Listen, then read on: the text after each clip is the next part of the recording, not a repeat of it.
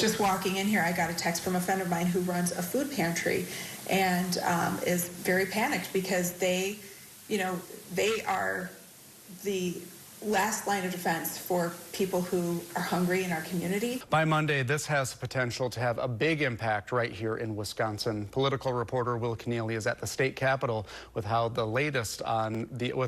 local officials are reacting. Yeah, quick work from the governor, whose office is here behind me, sending this letter to the Trump administration, asking them to delay implementation of this until Wisconsin can get more clarification. Otherwise, states like Wisconsin will have to plan for the worst. That call from the governor heated for the moment, at least, as a federal judge temporarily blocked the Trump administration from freezing federal funds. The reason for this is to ensure that every penny that is going out the door is not conflicting with the executive orders and actions that this president has taken.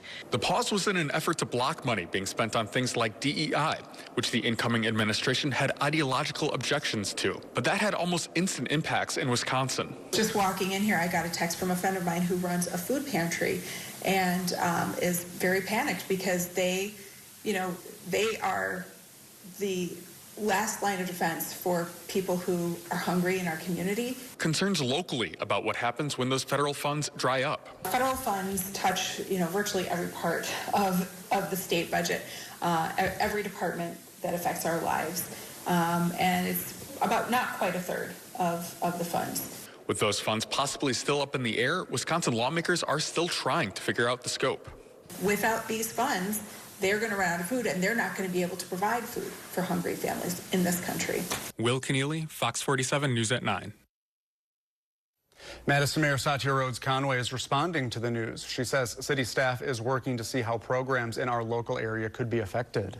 The truth is, at this point in time, we just don't know what the impact will be or how broad it will be.